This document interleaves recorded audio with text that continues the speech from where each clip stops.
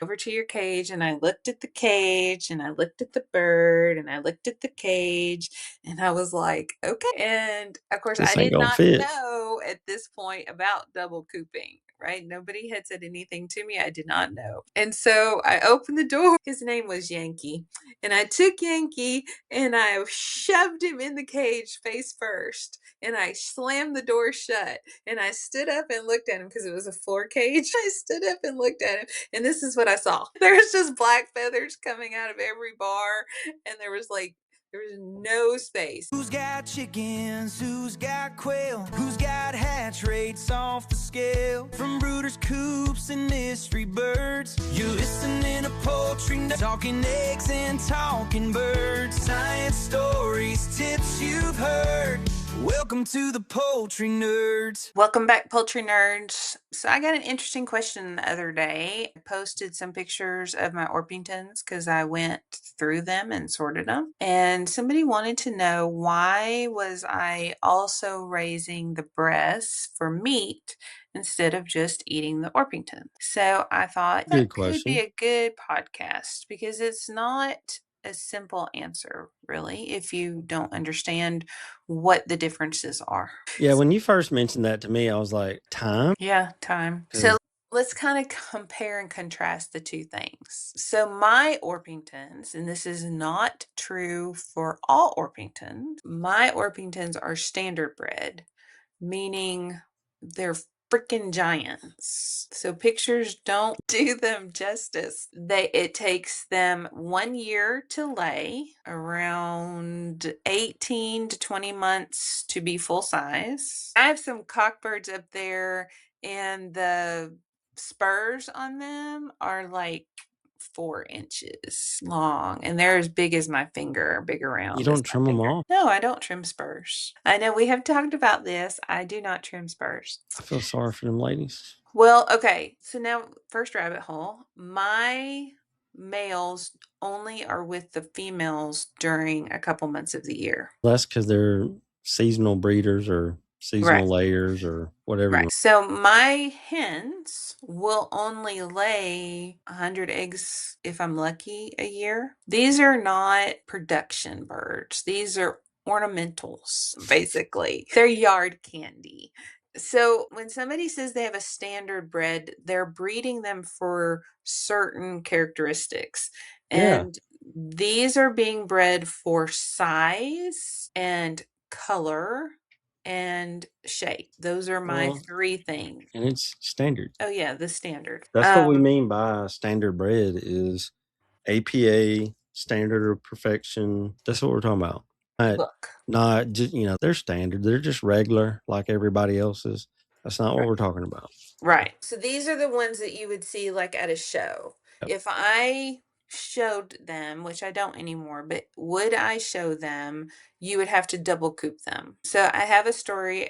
If you guys are new to us, then I used to raise standard Cochins, which are just as big. And they're bigger and just not as tall. I feel like I could go bowling and get a strike with a standard Cochin. Yes. And so when I went to my very, very first show, which going to a show is a little intimidating, but you just kind of have to jump in and learn, right?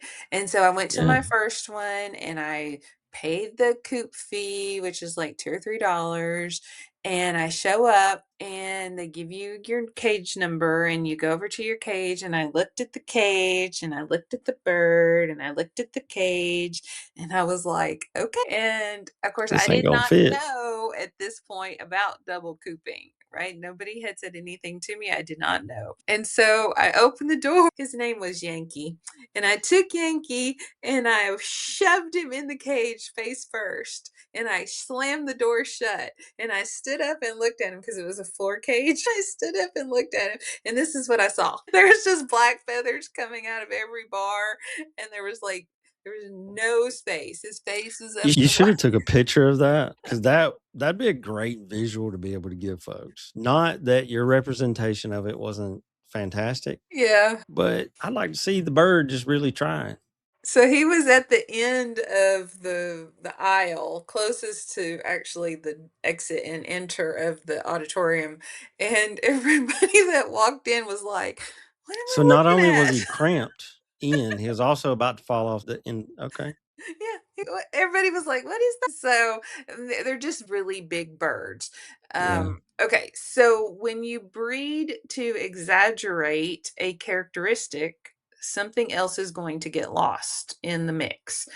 because you're playing with your genetics. And if you're concentrating on one thing, or in my case, three things, then something else is not going to be on the hierarchy, and that's going to be egg laying or meat production. Now, I Well, and do that ain't on the scorecard. exactly. Even though it's supposed to be a dual purpose bird, egg laying, meat, that's not on the scorecard. One of the reasons why it gets overlooked by so many people, people don't really care because we can get enough breeders, give us some options for next year. They just overlook it. So if I'm pushing the size and I'm pushing the color and I'm pushing their width of back, which you can lay your arm across their back. So it's going to take time to get to that. So in Mm-hmm. answer to this lady's question, who was asking me why I don't eat them. First of all, I do eat them, but like a year later. So that's a very expensive chicken. I mean, you got to know if it's worthy of the Exactly. show or not. So a standard chicken, my Orpington, will build frame first. So while it's growing, all it's basically doing is taking all the nutrition we're shoving into it and building bone. Like it almost seems like nothing else. When you pick him up, you can feel every bone in his body. He's like an awkward boy teenager that's growing really tall, but has nothing on him yet. That's exactly what these Orpingtons do. And if I showed you a picture of a 4-month-old Orpington, you would be like, that is a really ugly bird. He's very strange looking because his head is massive, but he's got no hackles. So he's got a skinny neck sticking straight up.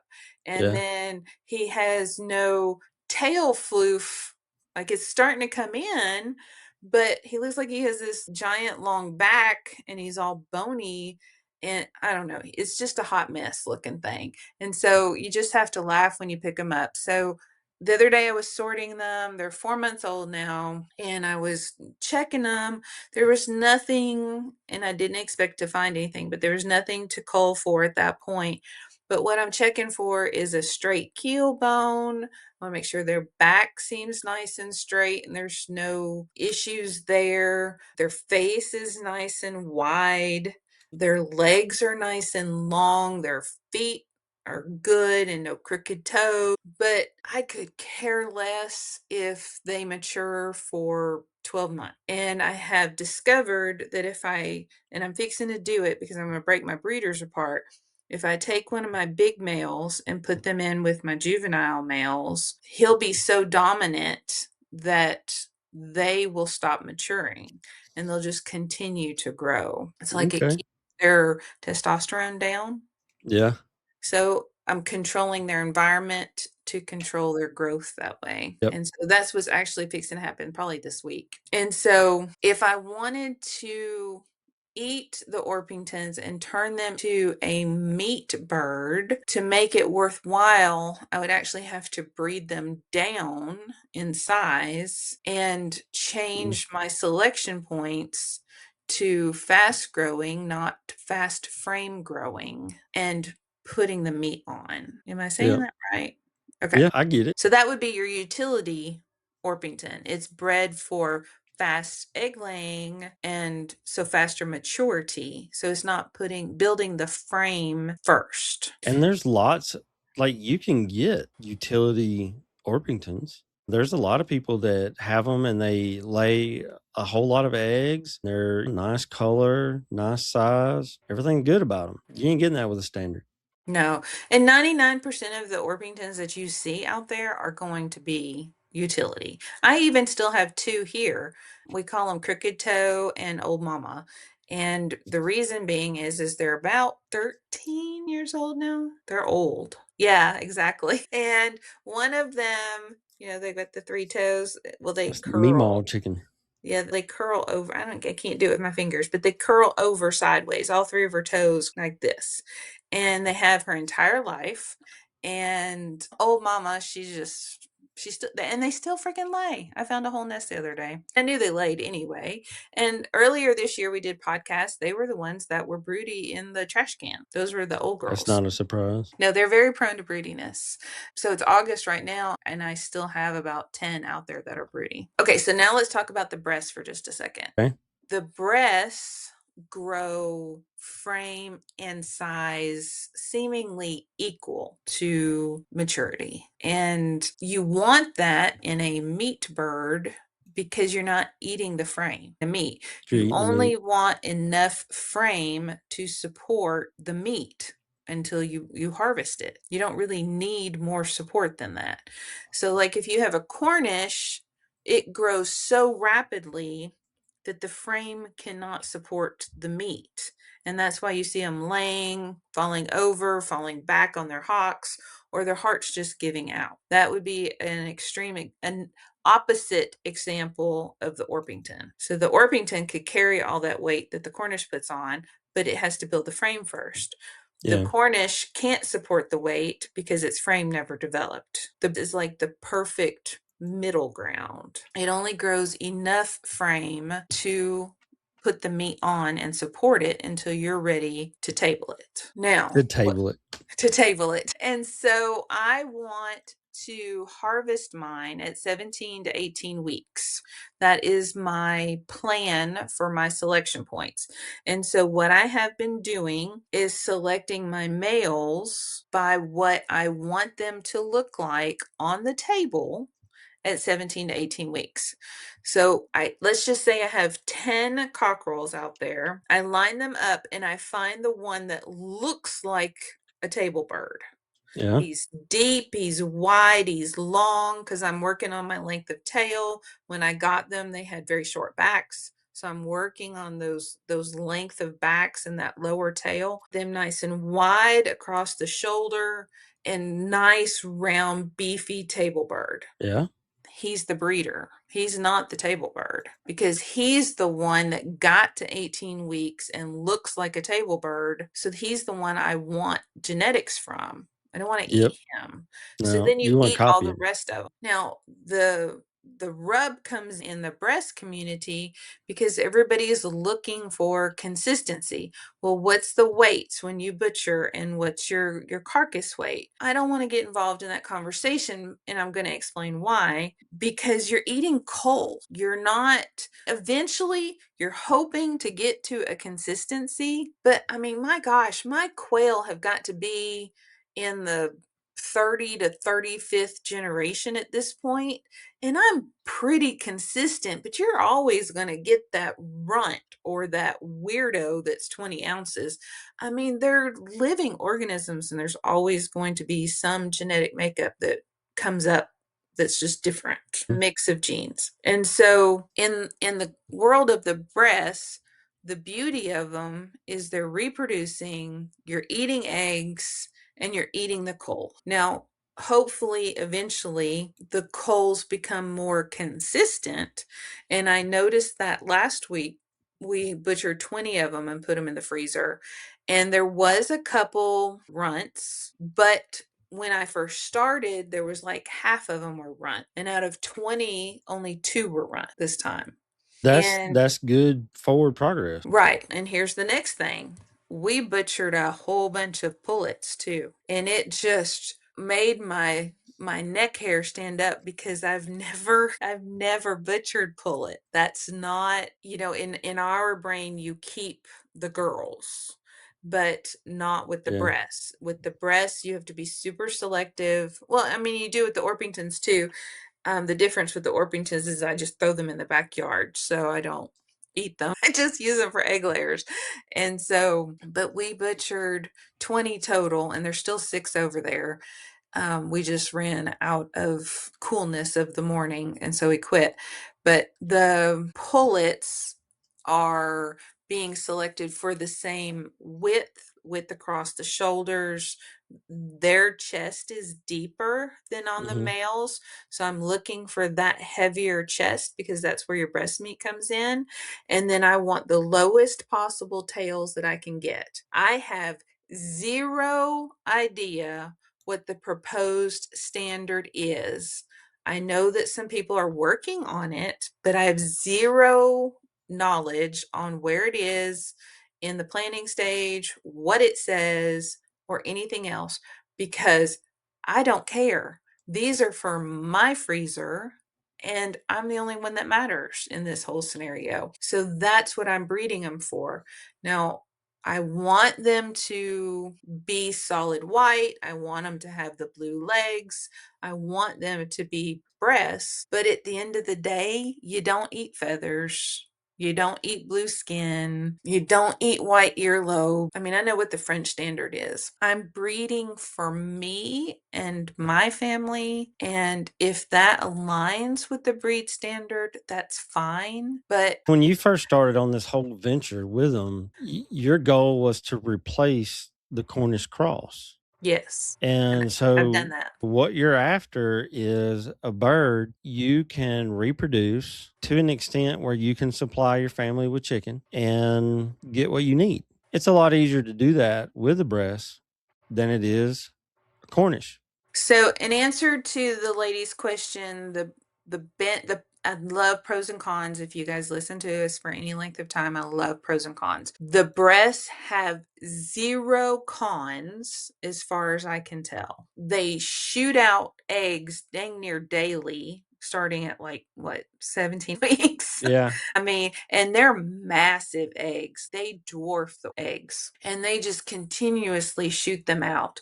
Now, I do have some broodiness in my line that is on my list of things to breed out. I have zero interest in a broody breast. It doesn't serve my purposes.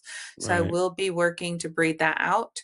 The meat is like really, really good, smooth, silky butter. I don't even, yeah, I don't know how else to describe it. It is really good. So the Orpington meat is not silky smooth. It has a whole lot more texture to it.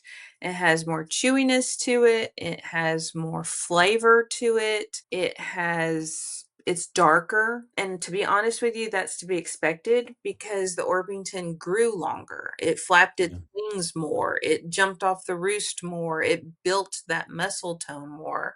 It ate more. It ate more bugs. It used all of those pieces and parts and developed ligaments and fibers. And that's what creates the texture.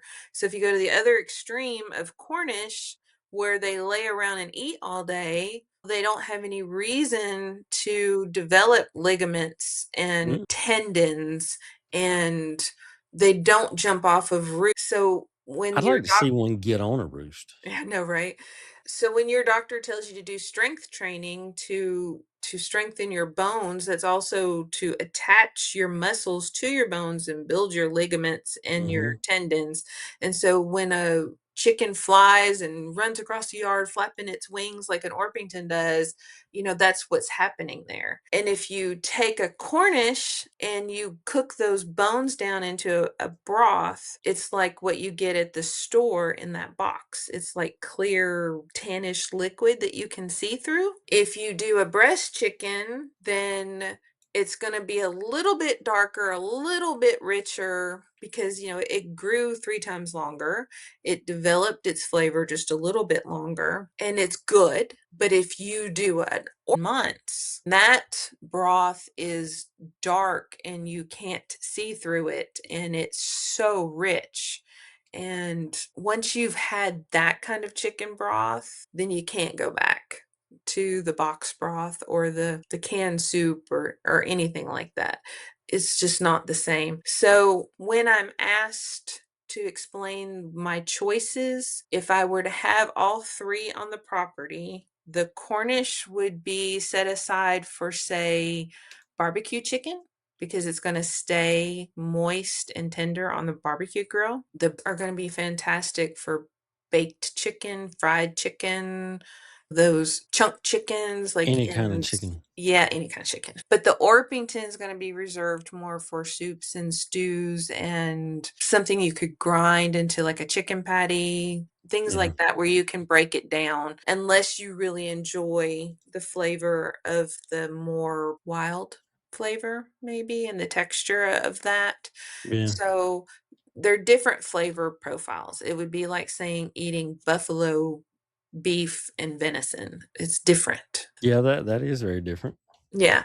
So I hope that kind of explains the difference between my choices and maybe helps you make a choice in the future for yourself. I've had breast fried and I've had Cornish fried, and having the chunks of the breast, it's like that buttery flavor is really good. It's hard to explain, but yeah, it's definitely worth some trying. Yes.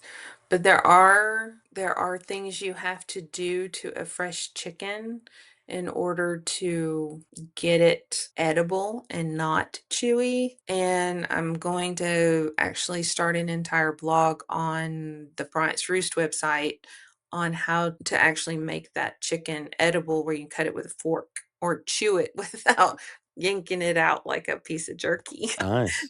There is a system to that. So look for that in the future over on bryantsroost.com. There isn't one perfect meat chicken.